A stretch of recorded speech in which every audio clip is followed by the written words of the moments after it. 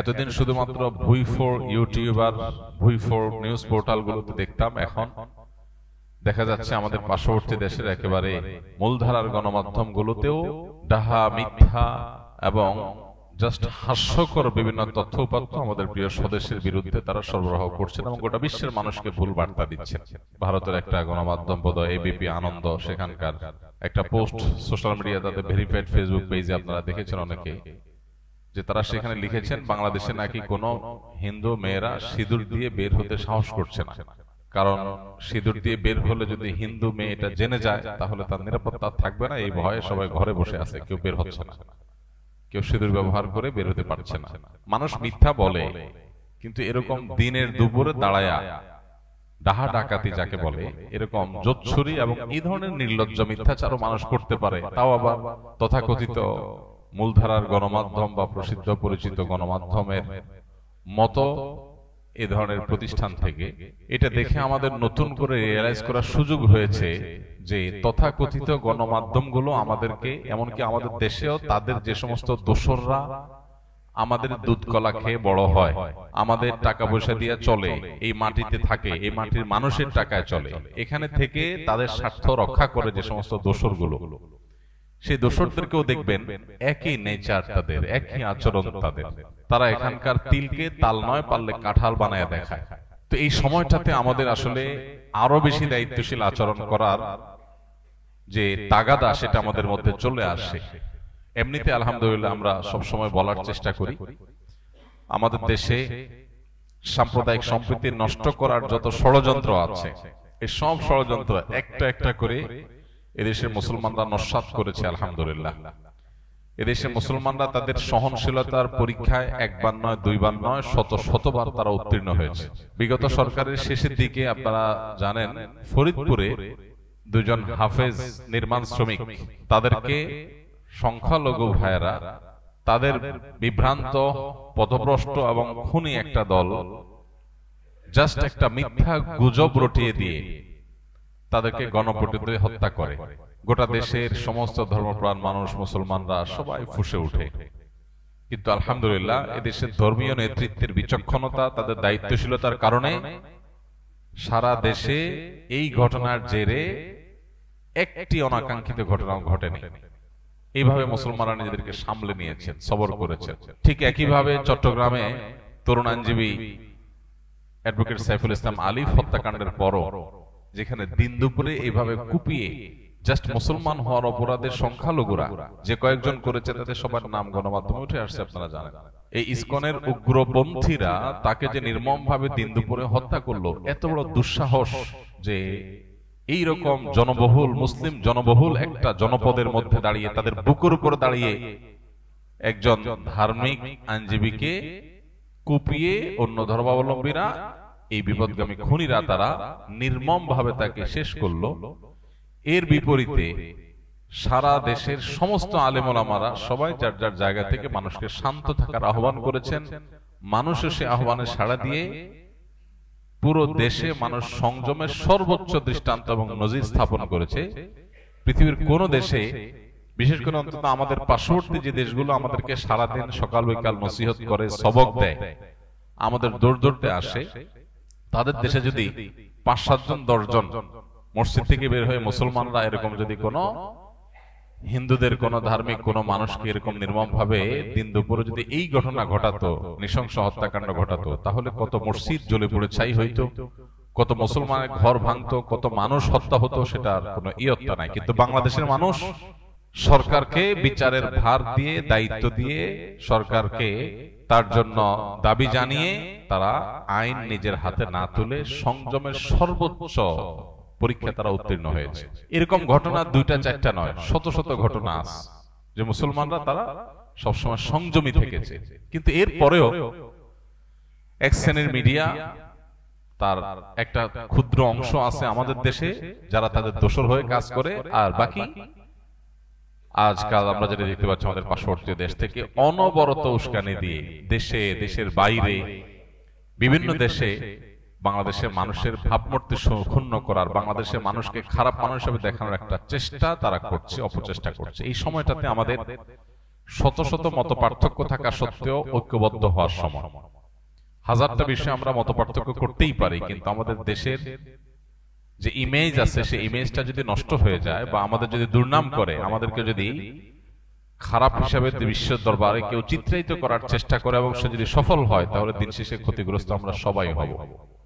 তো এই জন্য আমাদের সবার ঐক্যবদ্ধ থাকা খুব বেশি প্রয়োজন এবং এই সমস্ত অপপ্রচারের বিরুদ্ধে আমাদেরকে কাজ করতে হবে। আমাদের পার্শ্ববর্তী হিন্দু ভাইয়েরা, খ্রিস্টান ভাইয়েরা, বৌদ্ধরা, অন্য যারা আছে, তাদের নিরাপত্তা, তাদের স্বাধীনতা, এটার ব্যাপারে বাংলাদেশের মানুষ সর্বোচ্চ সতর্ক আছে, কিন্তু এটা বজায় রাখতে হবে, আরো সতর্কতার সাথে থাকতে হবে, যাতে করে কেউ ঘোলা পানিতে মাছ শিকার করার সুযোগ না পায়। এর আগে আমরা বলেছিলাম পশ্চিমের অনেক দেশ আছে, আপনারা অনেকে জানেন, সে সমস্ত দেশে সংখ্যালঘুরা, মুসলমানরা চাইলেই একটা মসজিদ বানাইতে পারে না, চাইলেই তারা ধর্মীয় একটা কাজ প্রকাশ্যে করতে পারে না, নানা রকম কোণঠাসা করে রাখা হয়, কিন্তু তারাই আমাদেরকে সকাল বিকাল চাপড়ে পড়ে রাখে। এই সমস্ত সমস্যার মূল সমাধানের পথ হলো অর্থনৈতিক মুক্তি। যতদিন এদেশে মানুষের অর্থনৈতিক মুক্তি না হবে, যতদিন বিদেশিদের ঋণের দিকে তাকায় থাকা লাগবে, তাদের জিনিসপত্রের উপর নির্ভর থাকবো আমরা, ততদিন পর্যন্ত তারা এরকম আমাদেরকে দাসের মতো আচরণ করবে, উঠবস করাবে, তিলের তাল না কাঁঠাল বানাবে, আমাদের উপরে যা ঘটে নাই সেটাও তারা চাপিয়ে দেওয়ার চেষ্টা করবে। এই জন্য আমাদের প্রিয় স্বদেশকে দুর্নীতি মুক্ত করে অর্থনৈতিকভাবে সমৃদ্ধ করার জন্য প্রত্যেকটা মানুষের কাজ করতে হবে। আল্লাহ তাআলা আমাদেরকে সেই তৌফিক দান করুন। আর এজ এ মুসলমান আমরা তাদের ষড়যন্ত্রের উপরে সর্বোচ্চ সতর্ক থাকব। আপনারা অনেকেই নিশ্চয়ই ইতিহাস জানেন যে এইভাবেই আজকের যে হায়দ্রাবাদ ভারতের অংশ, এই হায়দ্রাবাদ একটা স্বাধীন সার্বভৌম একটি দেশ ছিল। এই ভারত সে হায়দ্রাবাদকে কিভাবে স্বাধীনতাকে খর্ব করে, লুণ্ঠন করে, কিভাবে সেটাকে ভারতের অংশে পরিণত করেছে, তাদের বর্ডার কিভাবে তুলে দিয়েছে এবং ভারত তারা গিলে নিয়েছে, খেয়ে ফেলেছে হায়দ্রাবাদকে, সেটা বেশি দিন, অনেক কয়েকশো বছর আগের ঘটনা না। অতএব আজকের প্রেক্ষিতেও আমরা যদি সবাই ঐক্যবদ্ধ না থাকি, আমরা যদি সজাগ না থাকি, তাহলে আমাদের পরিস্থিতি বড় করুণ হবে। এইভাবে ন্যাক্কারজনক ভাবে একটা প্রতিবেশী রাষ্ট্র একটা ছোট রাষ্ট্রের বিরুদ্ধে লেগে যেতে পারে, এরকম দৃষ্টান্ত পৃথিবীর কোন অঞ্চলে মনে হয় খুঁজে পাওয়া যাবে না। পৃথিবীর কোথাও বোধহয় এরকম দেখা যাবে না যেরকম আমরা যেটা মুখোমুখি আছি। তো এই পরিস্থিতিতে আমাদের ঐক্যবদ্ধ থাকা খুবই প্রয়োজন। বিশেষ করে আজকের যে দিনটি, আজ থেকে বেশ অনেক বছর আগে এই ডিসেম্বরের 6 তারিখেই বাবরি মসজিদকে নির্মমভাবে শহীদ করেছে এই ভারতীয়রা। বাংলাদেশে কয়টা মন্দির ভেঙে মসজিদ বানানো হয়েছে, একটা ঘটনাও ঘটেছে, কিন্তু ভারতে সেটা সকাল বিকাল হয়। গত কয়েকদিন আগের ঘটনা, দলে দলে মসজিদে হামলা করে কিভাবে ভাঙচুর করে মসজিদকে নোংরা করে সেটাকে দখল করেছে। সেই দেশের মানুষ যখন আমাদেরকে নসিহত করতে আসে, তখন আমাদের আসলে তাদের প্রতি করুণা হয়, মায়া হয়। আমাদের মুসলমান হিসেবে প্রত্যেকটা মানুষের এই ভূ রাজনৈতিক যে ষড়যন্ত্র আছে সম্পর্কে সচেতন থাকতে হবে। আমরা যদি মনে করি না আজকের এই বাস্তবতা 2024-এর এই পৃথিবীতে বোধহয় একটা দেশ আরেকটা দেশকে দখল করে নিতে পারে না, তো এটা ভুল হবে। আমাদের প্রত্যেকটা মানুষকে এই যে ভয়াবহ ষড়যন্ত্র চলছে, এই ষড়যন্ত্রের ব্যাপারে সর্বোচ্চ সতর্ক থাকতে হবে। কোন অবস্থাতে এই ষড়যন্ত্র যাতে তারা সফল না হতে পারে। রাজনৈতিক মত পার্থক্য থাকতে পারে, ধর্মীয় মত ভিন্নতা থাকতে পারে, নানা বিষয়ে মত ভিন্নতা থাকতে পারে, কিন্তু আমাদের এই ছোট্ট দেশটা কেউ দখল করে নিয়ে যাক আর আমাদেরকে দাস বানায় রাখুক, এটা আমরা কেউই নিশ্চয়ই চাইবো না। যদি না চাই তাহলে সজাগ হতে হবে প্রত্যেকটা মানুষকে। তারা এতদিন ধরে আমাদেরকে গোলামের মতো, দাসের মতো চালায়া তারা ধরেই নিয়েছে যে এরা বোধহয় সারা জীবন দাসের মতো আমাদের কথায় উঠবস করবে। এখন যখন দেখছে সব কথা উঠবস করে না, তখন তাদের মাথা খারাপ হয়ে গেছে। আমরা যদি ঐক্যবদ্ধ থাকি, ইনশাআল্লাহ বিইذনিল্লাহ কোন অবস্থাতেই তারা তাদের শেষ ষড়যন্ত্রে সফলতা অর্জন করবে না। আল্লাহ তাআলা আমাদের প্রিয় স্বদেশকে সকল ষড়যন্ত্র থেকে হেফাজত রাখুন। এবং আমরাও ব্যক্তিগত যে সমস্ত চিন্তাধারা আছে সেগুলোর ঊর্ধ্বে ওঠার চেষ্টা করি। বিশেষ করে মতপার্থক্যের জায়গা যেগুলো আছে, সে সমস্ত মতপার্থক্যের জায়গাগুলোতে আমরা আপন জায়গা মতপার্থক্য রেখেও জাতীয় ঐক্যমত গড়ে তোলার চেষ্টা করি। আমাদের পার্শ্ববর্তী, আমাদের নিকটবর্তী প্রতিবেশী অন্য ধর্মাবলম্বী যারা আছেন, তাদেরকেও আমরা আস্থায় আনার চেষ্টা করি। তারা যদি এই দেশকে সত্যি ভালোবাসে, তাহলে অন্যদের ক্রীড়া নকে পরিণত হওয়া তাদের ঠিক হবে না। অন্যদের পুতুলের মতো তারা যদি উঠবস করে আর এই দেশে মানুষের দুর্নাম করে, তাহলে সেই ক্ষেত্রে এটা হবে সবচেয়ে বড় দুর্ভাগ্য। আমরা এর আগেও বলেছিলাম ভারতের সংখ্যালঘুদের প্রতি যে নির্যাতন চলছে, আমরা সেই নির্যাতনের ব্যাপারে সরব না হওয়ার কারণেই আজকে তারা আমাদের উপরে চেপে বসেছে। গতকালকে আমরা মাননীয় চিফ অ্যাডভাইজার মহোদয়ের ডাকে বসেছিলাম, সেখানে আমাদের অনেকেই চিফ অ্যাডভাইজার মহোদয়কে এই দাবি তুলেছে যে বাংলাদেশে হিন্দুদের নিয়ে যদি ভারতীয়রা মিথ্যা অভিযোগ দিয়ে নাক গলাতে আসে, তাহলে দিন দুপুরে খুল্লম খোলা যে মুসলিম সংখ্যালঘুদের উপরে ভারতে নির্যাতন হচ্ছে, মসজিদগুলো ভাঙচুর হচ্ছে, সেটা নিয়ে বাংলাদেশের সরকার জায়গা থেকে কেন প্রতিবাদ করা হচ্ছে না? আপনারা জোর গলা প্রতিবাদ করেন, আপনারা না করার কারণে আজকে তারা আমাদের উপরে চেপে পড়েছে। এই জায়গাটা প্রত্যেকটা মানুষকে, দেশের প্রত্যেকটা নাগরিককে উপলব্ধি করতে হবে। শত্রু এবং বন্ধু চিনার এর চাইতে উৎকৃষ্ট আর সময় হতে পারে না। এই সময়টা হলো বন্ধু এবং শত্রু চিনার সবচাইতে উজ্জ্বল সময়, সবচেয়ে উৎকৃষ্ট সময়। দেশের সবচেয়ে বেশি সুবিধা ভোগ যারা করেছে, দেশের লক্ষ লক্ষ কোটি কোটি টাকা লোপাট করা, বিদেশে পাচার করা, দেশে ভোগ করা, তাদেরকে আপনি দেখবেন না দেশের ক্রান্তিকালে তারা এগিয়ে আসছে। আমরা যারা দেশের নাগরিক সুবিধাগুলো সঠিকভাবে সবসময় পাই নাই, উপরি পাওয়া তো অনেক দূর কি বাত, বা সেটা প্রত্যাশিত না, দেখবেন সেই সমস্ত আলেম ওলামারা, সেই সমস্ত দিনদার মানুষগুলাই সবচেয়ে বেশি সরব, সবচেয়ে বেশি সিরিয়াস। আর যাদেরকে আমরা বন্ধু বন্ধু বলে জিকির করেছি এতদিন, এখন তাদের আসল রূপ আমাদের সামনে প্রকাশ পাচ্ছে। যে এই দেশকে গোটা পৃথিবীর মানুষের কাছে কালপ্রিট বানানোর জন্য, এই দেশকে একঘরে করে দেওয়ার জন্য, গোটা বিশ্ব থেকে বিচ্ছিন্ন করার জন্য, আমাদেরকে দূরে ঠেলার জন্য তারা হেন কোনো কাজ নাই যেটা করছে, যেটা তারা করছে না। তো আজ এই বন্ধু এবং শত্রু চেনার এই সবচাইতে আদর্শ সময়টাতে আমাদের সিদ্ধান্ত গ্রহণ করতে হবে আমরা কোন দিকে থাকবো। আমরা একটা কথা প্রায় সময় বলি, এদেশের মুসলমানরা এবং এদেশের সকল ধর্মপ্রাণ মানুষ তারা এদেশের মাটিতে থাকবে। দুর্নীতিবাজ, চোর ডাকাত তারা এদেশের সম্পদ লুণ্ঠন করে তারা বাইরে গিয়ে আয়েশ করবে, আর আমরা দিন শেষে এদেশেই থাকবো ইনশাআল্লাহ। বাঁচলে এদেশে ইনশাআল্লাহ, মরলেও এদেশেই। সো এই দেশ নিয়ে কেউ ষড়যন্ত্র করবে, শয়তানি করবে, দুর্নাম করবে, আর আমরা বসে থাকবো, এটা কোনোদিনই হবে না ইনশাআল্লাহ।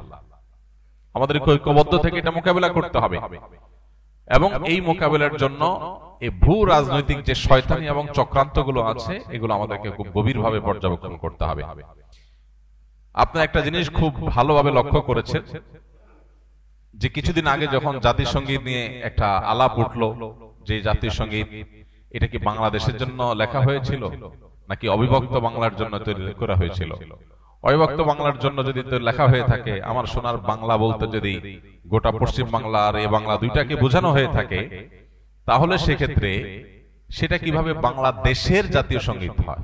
এই দেশের জন্য তো এটা লেখা হয়নি, এটা তো লেখা হয়েছে ভারতের একটা অংশ আর দেশের একটা অংশের জন্য। রবীন্দ্রনাথ যখন লিখেছেন তখন তো এদেশের জন্ম হয়নি, তাহলে এটা কিভাবে দেশের জাতীয় সঙ্গীত হইতে পারে? ভারতীয়রা তাদের ধর্ম মতে পূজনীয়, যে তাকে মা বলে সম্বোধন করে, আমরা মুসলমানরা তো সে বিশ্বাস করি না। তাহলে এই জাতীয় সঙ্গীত কিভাবে আমাদের দেশের জাতীয় সঙ্গীত হতে পারে? এটা একটা আলাপ উঠছে, এটা কোনো চূড়ান্ত বিষয় না যে হ্যাঁ তাহলে বাদ দিয়ে ফেলতে হবে, দিয়ে ফেলছে বাকি। এই আলাপ উঠার পর আপনারা দেখছেন বাম পাড়ায় আগুন ধরেছে, তারা এটা নিয়ে এমন ভাবে আওয়াজ তুলেছে মনে হচ্ছে দেশ শেষ হয়ে গেল। কিন্তু এখন দেশের স্বাধীনতাই যখন হুমকির মুখে, সার্বভৌমত্ব যখন হুমকির মুখে, দেশের বিরুদ্ধে সকাল বিকাল যখন মিথ্যাচার চলছে, তখন তাদের সবার মুখে কুলুপ। এই মানুষগুলোর শয়তানি যুগ যুগ ধরে আলেম ওলামারা আপনাদেরকে বলে আসছে, আপনারা হয়তো কেউ বিশ্বাস করেছেন, কেউ করেন নাই। এখন সময় এসেছে প্রকৃত শয়তান দেখার। শয়তান দেখার খায়েশ যদি থাকে কারণ, তো এদের চেহারার দিকে সকাল বিকাল তাকালেই শয়তান দেখার খায়েশ পুরা হয়ে যাবে, যে মানুষরূপী শয়তান কিভাবে হয়, মানুষ কতটা ভণ্ড হয়, কতটা ইতর শ্রেণীর হয়, কতটা মানুষ বিচারী হয়, মুনাফিক হয়, এটা এদেরকে না দেখলে বোঝার কোনো উপায় থাকবে না। তারা দেশের প্রেম আর দেশের মায়া এমন ভাবে জিকির করবে, আজ বহু বছর ধরে আলেম ওলামাদেরকে আসামের কাঠগড়ায় দাঁড় করে রাখছে। আলেম ওলামারা দেশের কোনো সুবিধাই ভোগ করে নাই, না সরকারি কোয়ার্টার পাইছে, না সরকারি টাকা পয়সা লুট করার করছে, না অন্য কোনো কিছু। কিন্তু দেখবেন দুর্দিনে সবার আগে জান দিয়া, জীবন দিয়া আলেম ওলামারা সবার আগে চলে যাচ্ছে। ভাইরা আমার, এই তথাকথিত সুশীল শয়তানগুলোকে এবং তাদের শয়তানিগুলোকে চিহ্নিত করার সময় আমাদের আসছে। মসজিদের মেম্বরগুলো থেকে এখন এই আওয়াজ উঠছে, দেশকে ধ্বংস করার যে চক্রান্ত ইসকন করছে, তাদেরকে আর এদেশের শান্তিপ্রিয় হিন্দু ধর্মাবলম্বীদেরকে আমরা এক করে ফেলতে চাই না, গুলিয়ে ফেলতে চাই না। হিন্দুত্ববাদ এক জিনিস আর হিন্দু আরেক জিনিস। এদেশের যারা হিন্দু ভাইরা আছেন, বৌদ্ধ খ্রিস্টানরা আছেন, তারা শান্তিপ্রমী দেশের নাগরিক, তাদের সে অধিকার আছে। তারা নির্ভয়ে দেশে তাদের সকল কার্যক্রম পরিচালনা করবেন, কেউ সেখানে বাধা দিতে যাবে না। গত দুর্গাপূজার সময় আপনারা দেখেছেন মাদ্রাসার ছেলেরা, মসজিদ থেকে মুসল্লিরা কিভাবে বের হয়ে মন্দিরগুলো পাহারা দিয়েছে। পৃথিবীর কোন দেশে এটা দেখানো যাবে? এই দেশে আছে। এদেশের হাজারটা দোষ আপনি বলতে পারবেন, কিন্তু এদেশে মানুষের ধর্মীয় সহনশীলতা, এটার নজির পৃথিবীর অন্য 10টা দেশে আপনি খুঁজে পাবেন না সচরাচর। কিন্তু এরপরেও আমাদেরকে দোষী বানানো হচ্ছে। এখনো যদি আমরা সরব না হই, সজাগ না হই, এসব শয়তানদের শয়তানিকে মোকাবেলা করতে ঐক্যবদ্ধ না হই, তাহলে এক সময় দেখা যাবে আমাদের পায়ের তলার মাটিটা নেই, হাতছাড়া হয়ে গেছে। তখন আফসোস করে আর কাজ হবে না। আমাদের পাশে হায়দ্রাবাদ সহ বহু নজির আছে। সিকিম আমাদের পাশে আছে। এই সিকিম, এই হায়দ্রাবাদ কিভাবে ওরা গ্রাস করেছে বাংলাদেশকে নিয়ে, তারা সেরকম পরিকল্পনা করে বসে আছে। খুল্লুম খোলা তাদের বিভিন্ন টেলিভিশন চ্যানেলগুলোকে, বাংলাদেশে এক অংশকে তারা তাদের মধ্যে নিয়ে নেওয়ার জন্য তারা মামুর বাইরে আবদার তুলতেছে সকাল বিকাল। এগুলো সুযোগ তখনই পাচ্ছে আমরা যখন মনে করছি আমি তো ভালো আছি, আমার কি দরকার এগুলো নিয়ে মাথা ব্যথা করা। একজন মুসলমান তার দায়িত্বশীলতার পরিচয় এখানে দিবে যে আল্লাহর জন্য, আল্লাহর সন্তুষ্টির জন্য, মুসলিম ভূখণ্ডের নিরাপত্তার জন্য, মুসলমানদের নিরাপত্তার জন্য এবং গোটা সব ধর্মের মানুষের নিরাপত্তার জন্য তিনি সবচেয়ে বেশি সজাগ থাকবেন। আমরা গত জুমায় বলেছিলাম নবী সাল্লাল্লাহু আলাইহি সাল্লাম ঐতিহাসিক মদিনা সনদ বাস্তবায়ন এবং রচনার মধ্য দিয়ে অন্য ধর্মাবলম্বীদের সাথে শান্তিপূর্ণ সহাবস্থানের ঐতিহাসিক লিখিত দলিল পৃথিবীর ইতিহাসে প্রথম তিনি করেছেন। তার আগে কেউ করেনি। সর্বপ্রথম লিখিত চুক্তি, অন্য ধর্মাবলম্বী বা কয়েক ধর্মের মানুষরা শান্তিভাবে একটা ভূমিকে থাকবে, প্রত্যেকে কেউ কারোর ক্ষতিগ্রস্ত করবে না, বরং একে অন্যের বন্ধু হয়ে থাকবে, এই মর্মে নবী করিম সাল্লাল্লাহু আলাইহি ওয়াসাল্লাম ঐতিহাসিক শান্তি চুক্তি মদিনা সনদ তিনি করেছেন। আমরা সেই নবীর উম্মত, বিধায় আমাদেরকে সংখ্যালঘুদের অধিকারের সবক দেওয়ার প্রয়োজন নাই। শুধু নিজেদের দিকে তাকালেই হবে যে বাতির নিচে অন্ধকার, কি পরিমাণ মুসলমান নির্যাতন তোমাদের এলাকাতে, তোমাদের দেশে, তোমাদের ভূমিতে চলে। দুর্ভাগ্য আমাদের, আমরা মুসলমানরা অনেকে মনে করি ভারতে মুসলমান নির্যাতন হচ্ছে, আমাদের দেশে তো হচ্ছে না, সমস্যা তো তাদের ব্যাপার। ইরাকে মুসলমান নির্যাতন হচ্ছে, তাদের ব্যাপার। সিরিয়াতে হচ্ছে, তাদের ব্যাপার। ফিলিস্তিনে হচ্ছে, তাদের ব্যাপার। আমরা তো নিরাপদ আছি।